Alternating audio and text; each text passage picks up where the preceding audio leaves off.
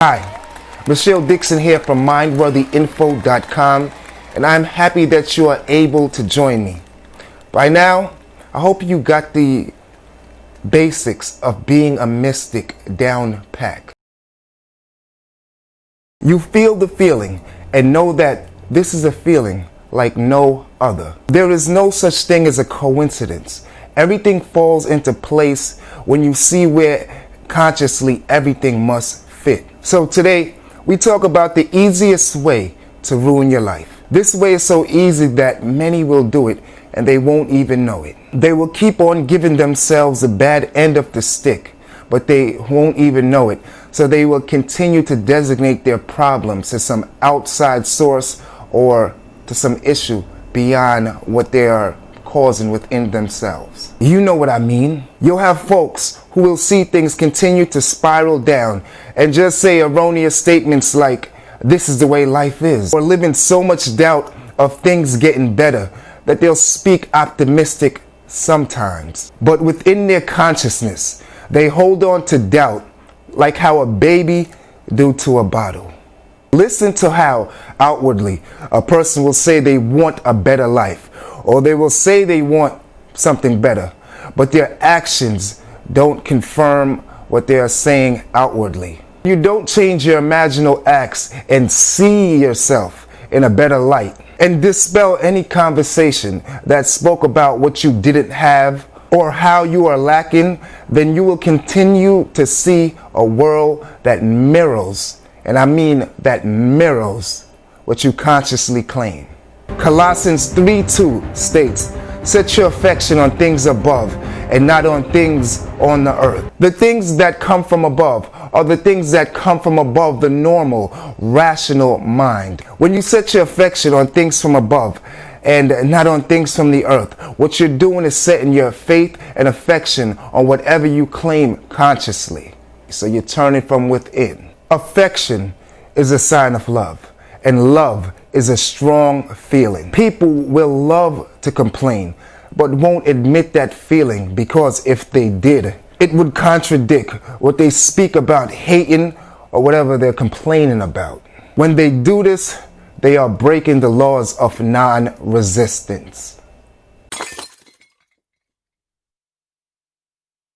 The laws of non-resistance tells us that when we resist a person, place, or thing, like for an example, when you're constantly complaining about something, you think you're running away from it, but realistically, you're actually running towards it. This aspect of the laws of mind is broken daily by millions from all over the world.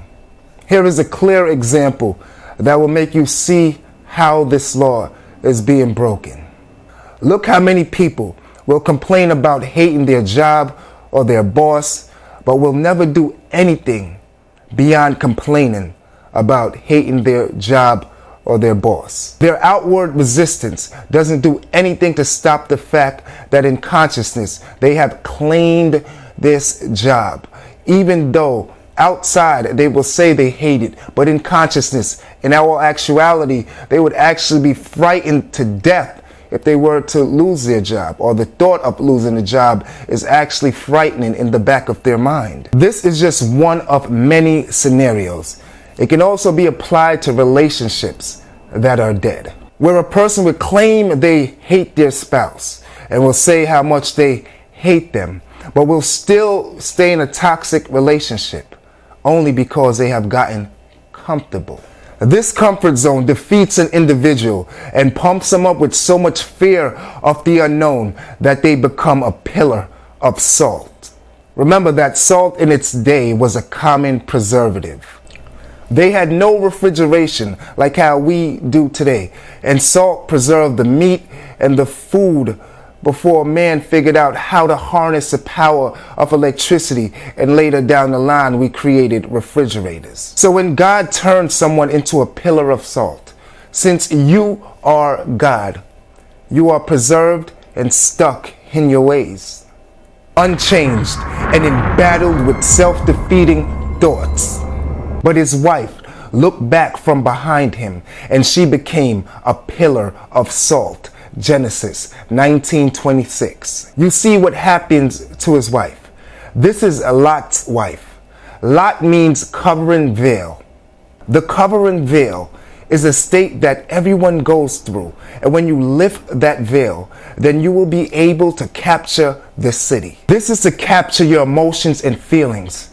Don't let them overrun you like a World War II battle was taking place within you. The wife here is talking about the subconscious mind, as she is the woman that interacts with your conscious mind, which brings about the issues in your life, as seen in Proverbs 4:23. For your subconscious mind to keep giving you a life that you constantly complain about is because you are breaking the laws of non-resistance and you are stuck in your ways. Preserve to the fact that I am who I am, and now you have turned yourself into a pillar of salt, stuck in your ways. Just look around and you will see this law in effect in the world that we live in. If man was more conscious of this, then the world would be a much better place. This starts with one individual at a time. And since you are here, then you are aware that this aspect of your I am must be treated with respect. To counter this, you must remember the law of least effort, where you do the least effort and allow things to unfold exactly as you created in your mind. This is using the will of God. So it goes like this. Create a scene. Create the scene in your mind. Make it so vivid to where you could feel it, you could sense it, you could smell it. You know everything about this scene because the scene is real. Do the scene so real to the point where you convince yourself that this scene is what's happening and your mind will believe it. Once you create the scene so real to where all your senses could smell the scene or smell the scenery, you could touch whatever's in the scene, you could feel the ridges of the surface, you could feel and touch everything within your mind. Make it so real and then let it go. And use the least effort to make it manifest. If you've done this correctly, what will now happen is a sequence of events where you'll get a hunch to get up and do something. People will come around to aid and assist you. You'll find ways to get to your goal and you won't be rushing or forcing it, like how many think being pumped up or forcing a scene or forcing something will actually bring about change when the laws of non-resistance start to play an effect. And you start to resist what you force yourself to do because you don't really want to do it. So the laws of least effort makes a lot of sense because you're not forcing or you're not tricking yourself or trying to beg yourself to do something. Once you install it in you, it starts to become habit and it happens naturally. This is the will of God. When you do this and don't worry and complain or talk about it with another, you'll allow your will to be placed. And as I said before, by doing this and not forcing it, you'll allow it to happen naturally.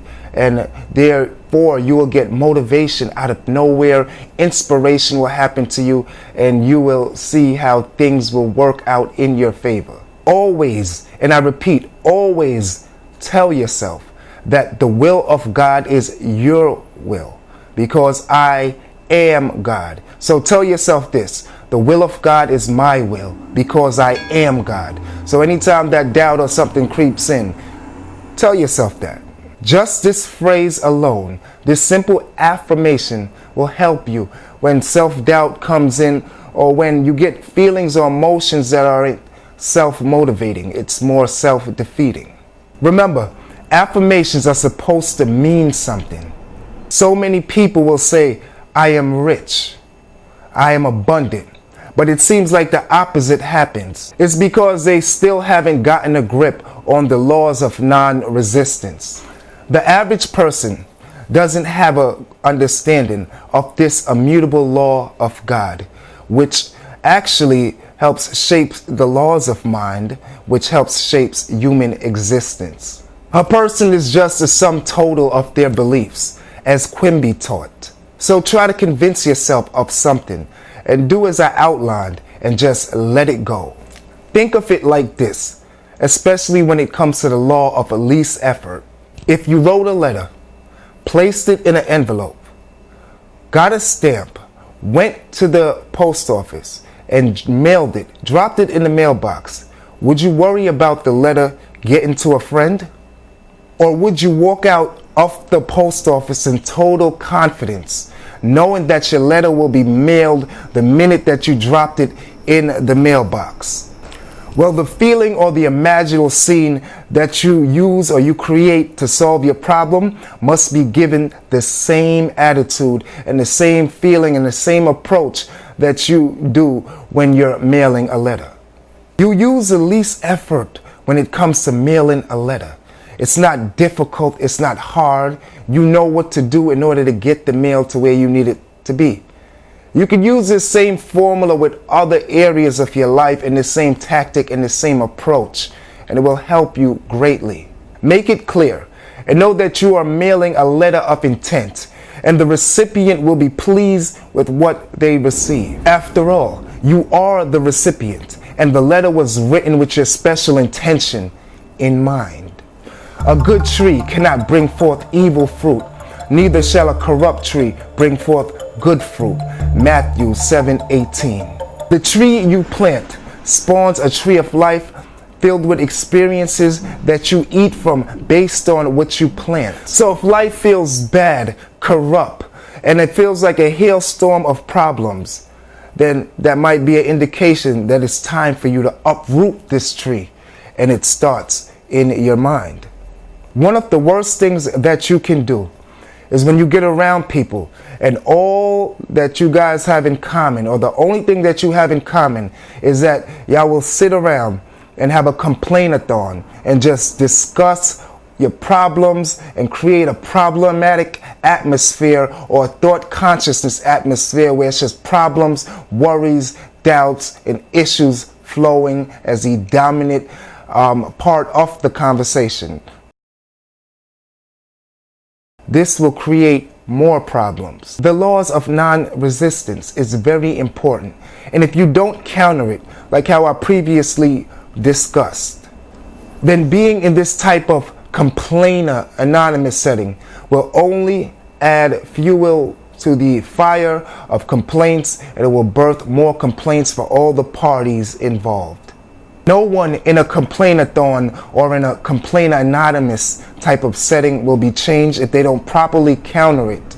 And thus, everyone in that group will remain a pillar of salt. And all they will do is continue complaining, and no change will happen if they don't properly counter it. A person can go through their whole life believing that life is hard, and they'll have a lot of uncertainty, and so much doubt will build up. When those moments do arise, the person gets frightened and gets worried. Never lose hope or understanding of what God can do. Because if you sit in worry and you sit back in fear and doubt, all you're doing is doubting God. And you can't say that you believe in God or God is there blessing you, when in another breath you're speaking about how doubt and problems, worries and issues are always with you.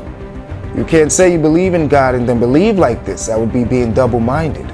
When you doubt God, you doubt yourself. Think about that. And I thank you all for joining me. Please click the links below. Come on over, listen to the podcast, You Are God. That is where we will continue on. And please come on over to mindworthyinfo.com and subscribe to the newsletter, Wonderful Teachings. I thank you all. Please stay subscribed here. Hit that subscribe button, and we will meet again.